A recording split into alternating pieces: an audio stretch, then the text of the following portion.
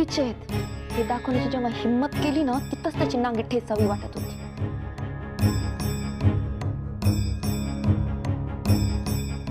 कालची चाल त्यांनी खूप विचारपूर्वक खेळली माहिती. आधी त्यांनी गावकऱ्यांसमोर तुझा जाहीर सत्कार केला आणि त्यांची मुंबईने जिंकली. मग त्याने त्याची खेळी खेळली आणि ती त्याला फळली सुद्धा. आदू, यापुढं आपण काय करणार आहोत ना, याचा नीट विचार करायला पाहिजे बघ. हो, पण एक गोष्ट मात्र नक्की, गावकऱ्यांच्या विरोधात जाऊन त्यांच्यासाठी काही करणं आपल्याला परवडणार नाही. बरोबर? बरोबर.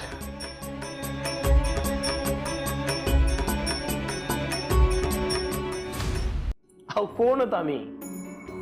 मोहितराव. खाल्ली मोठ्या बाई, तुमच्या लाडक्या जावई बापूंनी कालवून कालवून माती खाल्ली. नुसतं मोहितराव नाही विनली, युवा शक्तीचा विश्वास मोहितराव बोडके पाटील होता. हा, काय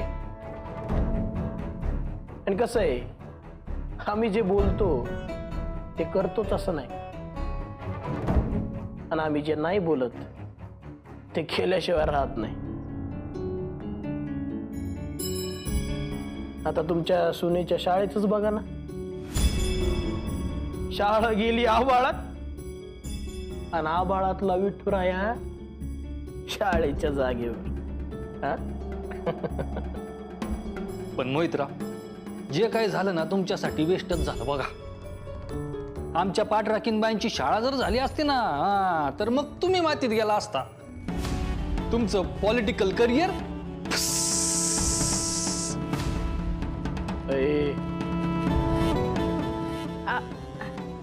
नाही रागवलात तुम्ही, पण जावई बापू म्हणतात ते काय चुकीचं नाही. चुकीचं नाही, हो नाहीच आहे. 100% बरोबर आहे त्यांचं. पण कसं आहे विंझे, असं डायरेक्ट तोंडावर नाही बोलायचं. आमचं डोकं हल्लं ना. अहो पण मोहितराव, तुम्ही काय काम केलं, एकदम खतरनाक, म्हणजे कमाल आहे तुमची, एक नंबर. वा वा, आम्ही इम्प्रेस झालो. असं असंच बोलायचं. कसं आहे, माणूस एकदम खुश राहतो ना त्याच्यानं. हा, पण त्यानं सत्य तर लपत नाही ना. म्हणजे मोहितराव, तुम्ही काल जे काय केलं ना, तेवढं पुरेसं नाही हो. हो, जन्मत आपल्या बाजूने. हा, पण अख्खं गाव अजून सुद्धा व्यंकट भाऊजी आणि इंद्राणीला मानतं. ते मत फिरवू शकतात. तुम्ही आम्हाला हलक्यात घेताय मोठ्या बाई. नाही, मी फक्त सत्य काय ते सांगितलं होतं. काय इतकी वर्ष आमचे व्यंकट भाऊजी विठुरायाची सेवा करतायत, मग आम्ही काय करावं? हा, इतकंच म्हणायचंय का तिथंच हातोडा मारायचा.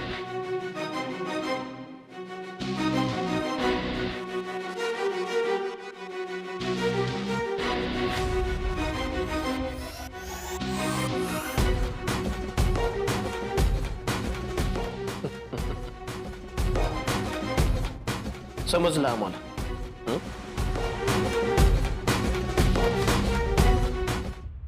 काय म्हणून बोलवलं बहिणी मला इकडे, आणि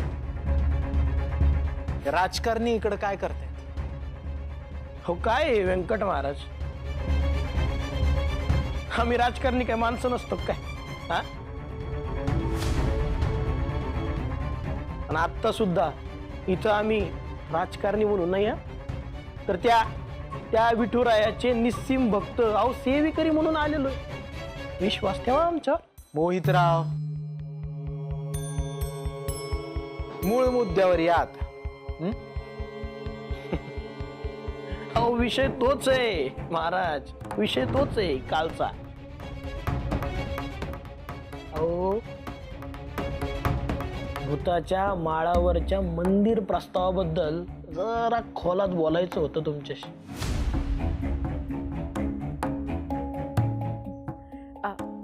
व्यंकट भाऊजी, त्याचं काय?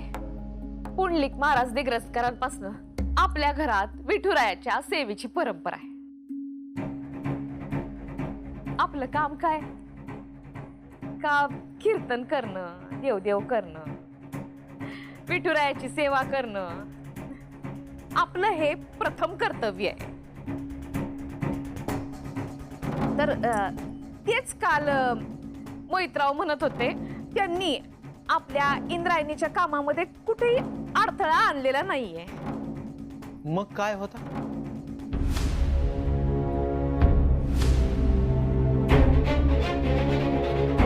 भावनेची साथ घातली त्यांनी विठुरायासाठी, विठुरायाच्या मंदिरासाठी. पण आपली इंद्रायणी आणि तिच्या शब्दात शब्द मिसळणारा माझा आदोक्ष, दोघ जण आडूनच बसले का त्या जागेवरती शाळा झाली पाहिजे म्हणून. बर मग काय, आपण गावकऱ्यांच्या मर्जी विरुद्ध काही करण्यात काहीच अर्थ नसतो. देव सगळ्यांपेक्षा मोठा आहे. आता त्याच्या कामात अडथळा आणण्यापेक्षा आपण गावकऱ्यांच्या भक्तीमध्ये आपली शक्ती मिसळली तर तिथं विठुरायाचं मंदिर उभं राहील. महाराज या वेळेला खर तर तुम्ही गावाबरोबर उभं राहिलं पाहिजे. हो, पण ती जमीन शाळेसाठी दिली आहे ना. पुन्हा तेच, माणूस हा चुकांचा पुतळा असतो. आता त्या सरकारी माणसांना कुठं माहिती होतं का या जागेमध्ये विठुरायाचा वास आहे म्हणून. स्थान महात्म्य नावाची सुद्धा काही गोष्ट असते का नाही?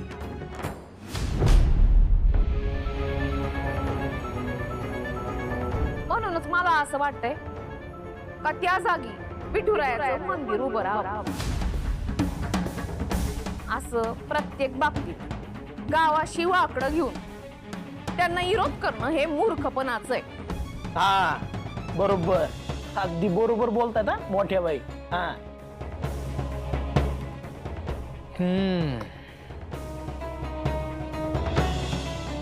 एकूणात इंदूचा मूर्खपणात सुरू आहे. तर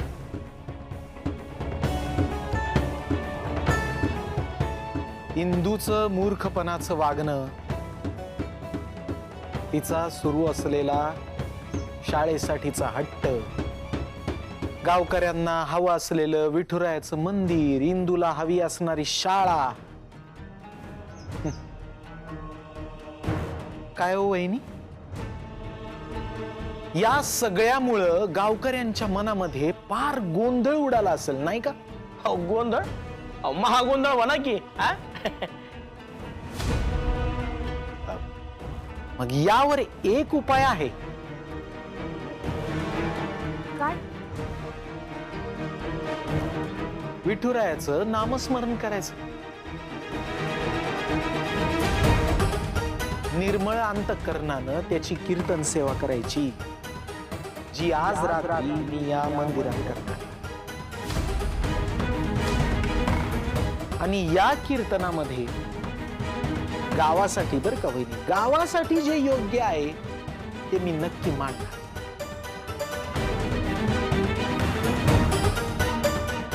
म्हणजे व्यंकट भाऊजी, तुम्हाला पण असं वाटतंय ना का त्या जागेवरती विठुरायाचं मंदिर? अहो वहिनी, तुम्ही म्हणलात ना सेवेकऱ्याचं घराणं आहे आपलं. हा, सेवेकऱ्याचं. मी विठुरायाच्या विरोधात जाईन का?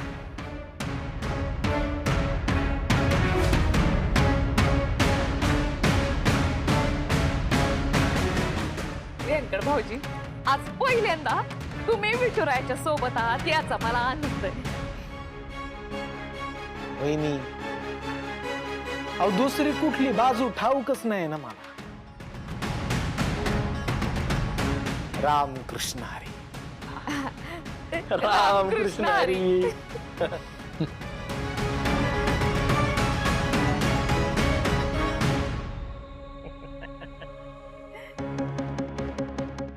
काय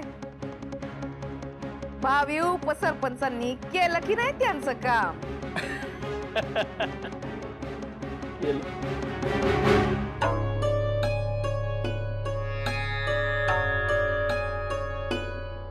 इंदू, मी अजून एक मोठा प्रॉब्लेम झालाय. आता काय नवीन?